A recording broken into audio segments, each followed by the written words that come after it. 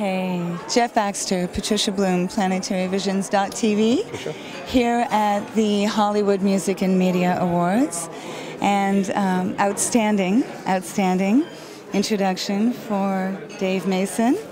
Well, I wish it's hard to say enough about that guy. Yeah. Well, what do you have to say about him right now? I don't see Dave a lot. We talk, but I don't see him a lot. But there's people that you meet in your life that you just know you really like and you're real close to, and you form a friendship with him. That's kind of the way it is with Dave and myself. Awesome. Now I'm going to hand the microphone over to Rob Lawrence. Hi, Jeff. Hey, buddy. Well, we go back a long ways, early 70s. That's true. And I remember Mr. Dan Armstrong told me that you worked in his shop. Shall we start very true. with Mr. Armstrong at his wonderful guitar shop? Sure. I mean, he saved me. I was working at Jimmy's Music Shop for $1.25 an hour on 48th Street, and Dan offered me $5 an hour, and I thought I died and gone to heaven. I was back in 64, 65, yeah. You were young then. I guess so. Underage, but you were playing some gigs back then. Absolutely. There was always a way around getting the cabaret card. Oh yeah, and then you in the late 60s, who were you playing with? I was playing with this wacky band, Ultimate Spinach, and then That's right. I joined the Holy Modal Rounders, which was one hell of a good time. Wow. And did a lot of studio work in New York. And then we sort of put together the nucleus of Steely Dan and headed out to the coast. Yeah, and so then I met you in '73, I think, with Steely Dan in San Diego. That's right.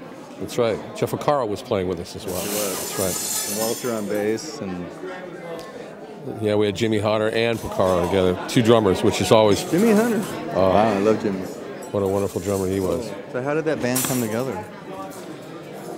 Well, I was working on a record for a lady named Linda Hoover, and Walter Becker and Donald Fagen were writing all the songs for it. And I ran into a gentleman named Gary Katz when I was doing some work up in Boston. He was producing a band called The Beat Game. And Gary said, we're doing this project in New York. Would you be interested in, working? I said, sure. I call my service, I'll book the time. So we did the record, and it was very kind. Walter and Donald said, we never heard anybody play our music like that. And I said, well, frankly, I've never heard any music like this. So we kind of schemed for a bit and said, whoever gets the first deal takes everybody else out, and we'll form a band. And that's kind of how it got started. Like pop jazz, but sensible.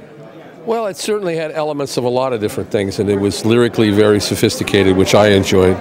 And being a kind of a New Yorker guitar player, it's always, to me, as much as I love three chords, it's kind of nice to have 5 or 6. With some major sevens and yeah, the mu chord, sure.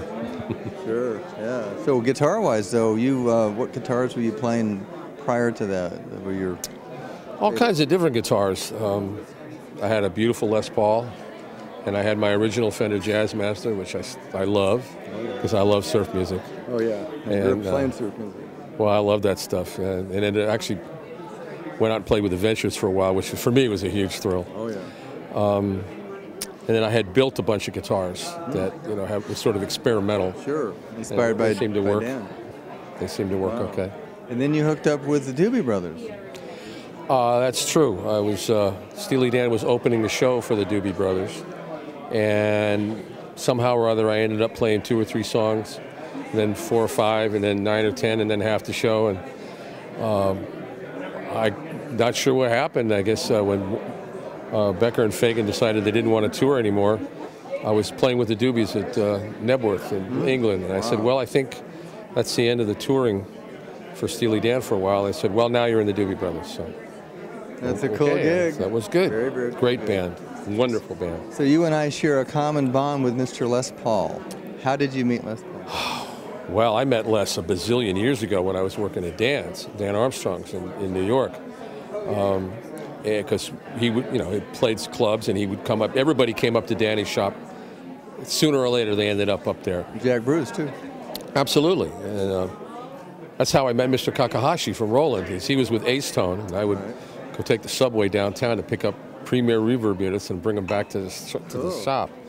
But I had met Les early on, and then we would run into each other occasionally. And then when he started to sort of reinvent himself, well, actually, people were reinventing him. Yes. I used to get calls from Les. He'd say, "Skunk, these guys, you know, these rock guys, they don't know any of these songs. Can you come and play bass, or can you come play guitar?" Yeah.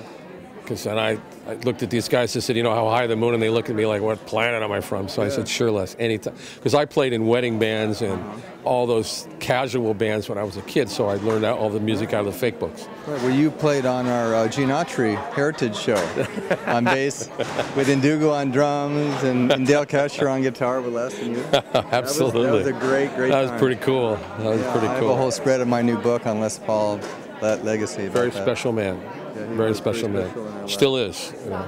Right. And, so now you're here, and what's your impression of this whole event here? Well, I've only been here actually today. I didn't have a chance. I got back to Los Angeles yesterday. But anything that creates an atmosphere where talented people can learn to apply their craft and be successful at it, I think is, you know, something that's worth its weight in gold. So I think this is pretty awesome. Excellent. Well, I'm glad you're part of it. Thank you, man. Good to see you, Jim. You too, buddy. Oh, hey. This is my new Les Paul book, Les Paul Legacy Volume 2. I have my dear friend Jeff here in both books, actually Volume 1 and Volume 2. It's beautiful that you did this for Les. Thank you.